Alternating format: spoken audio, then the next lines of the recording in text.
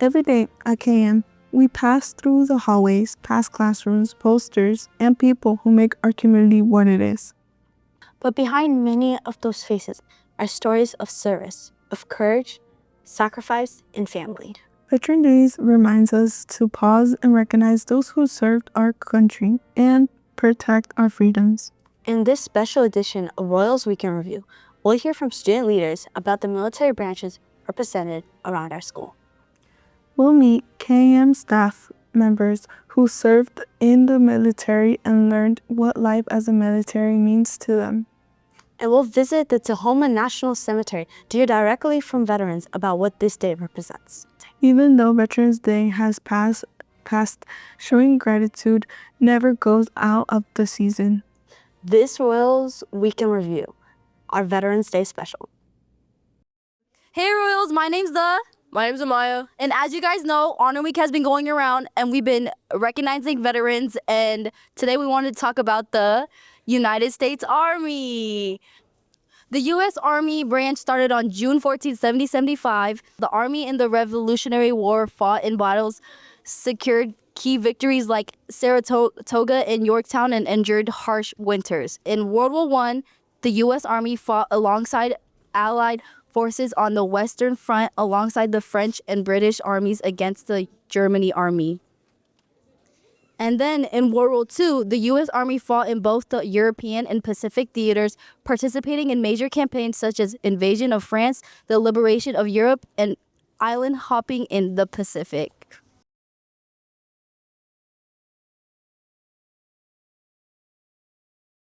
KM leadership, and I'm now presenting to you the United States Marine Corps. Here's some famous veterans: Senior Hackman, Bay Arthur, Adam Driver, KM families that fought with the U.S. Marines. Here's some other facts established in 1942. Members of the U.S. Marines of the Navajo tribe were recruited for United States Marine Corps as a way to kill language members of the Axis could not break. The U.S. Marines are like our 911. They're the first ones to break out in case of emergency, and usually the first beat to break on land in fights of war. Their nickname is the Few, the Proud, the Marines, as you may see on TV. The eagle, globe, and anchor emblem represents the nation.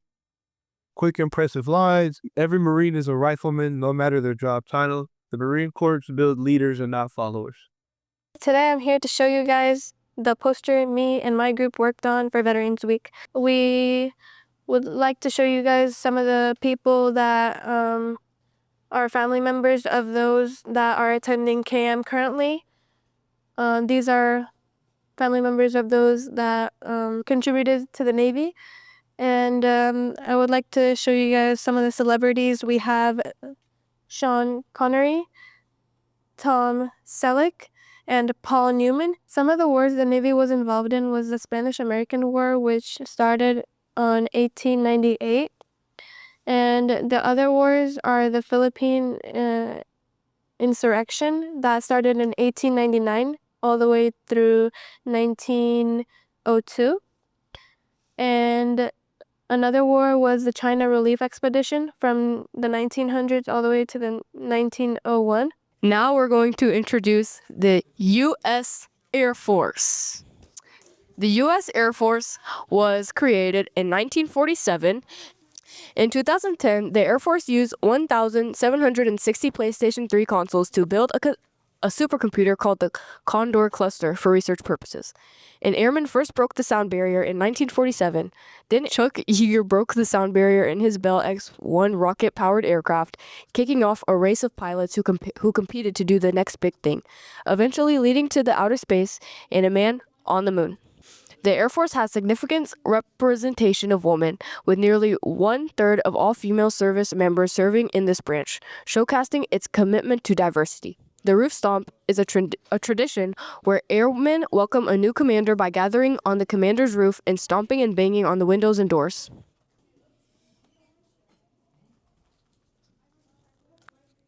Thank you, Rose, for letting us introduce and teach you about some of the veteran branches. We hope you enjoyed. It's inspiring to see our leadership students sharing the stories of each branch of militaries. Those posters aren't just decorations. They're reminders that service takes many forms and that strength and sacrifice come from real people in our own community. Next, we'll hear from 2 KM staff members who know that experience firsthand. And they share what it's really like to serve and how those lessons shape who they are today. Well, good morning. I'm Dr. Ricardo Robles, one of the assistant principals here at Kent-Meridian High School. I served the United States Navy. Active duty, I served 8 years, 9 months, 23 days. I also served in the reserves for about 3 years.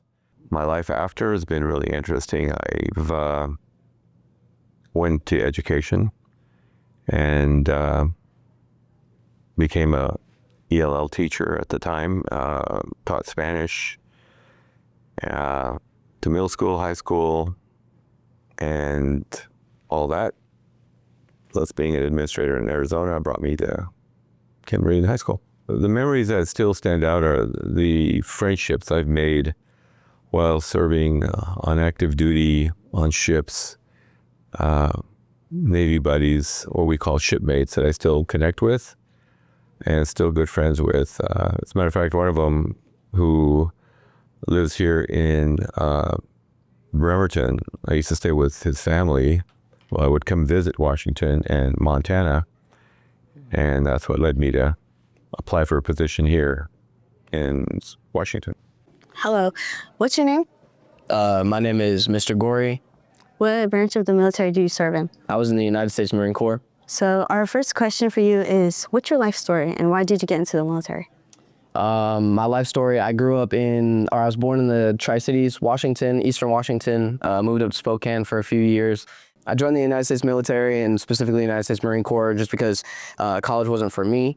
Needed a little bit of discipline, have a good path, to be able to go on. And so I thought the Marine Corps would be the best fit in order to, find myself as a young man.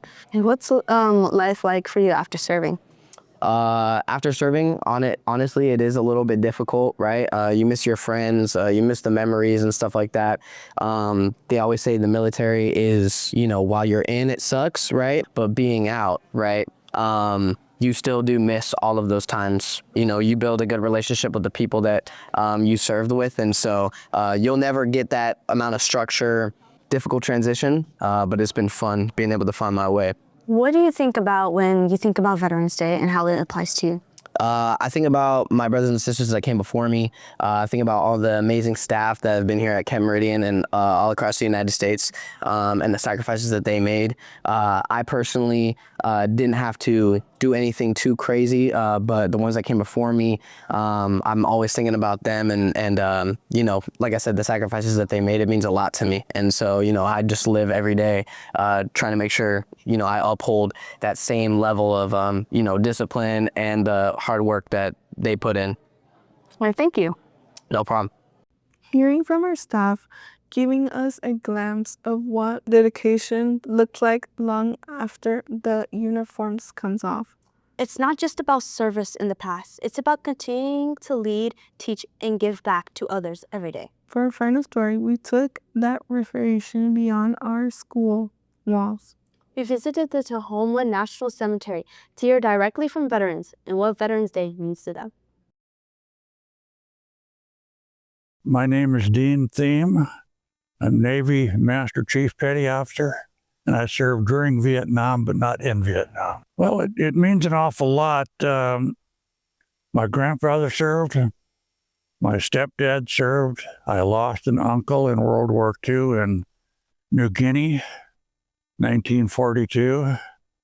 A lot of people have given an awful lot to this country by serving our country. And our country is what it is because of our veterans. James Hunter, Sergeant First Class, retired. I was in Panama, Desert Storm, and the Iraq War. Army.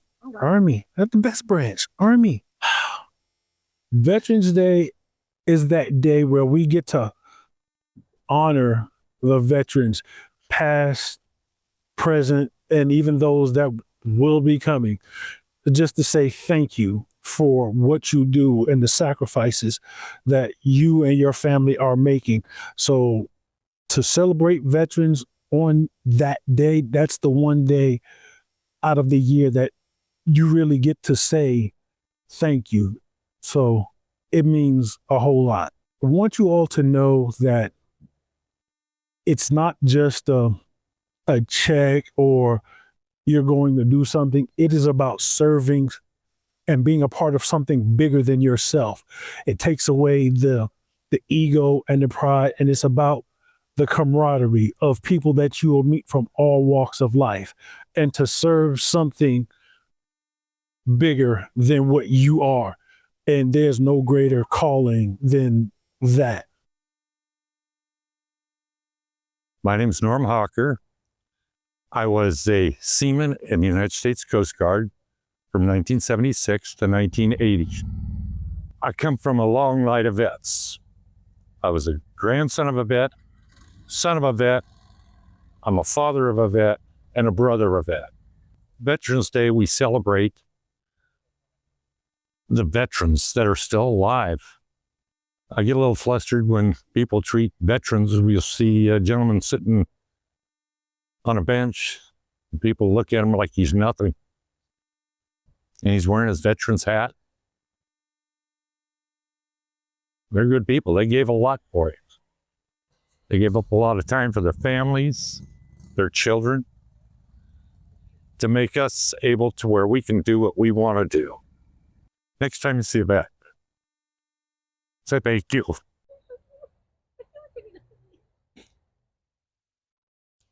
Thank you. I knew I'd break. It's okay. Hearing from those veterans was a powerful reminder that gratitude should last all year, not just one day. Their words remind us to appreciate the freedom we have and the people who protect it.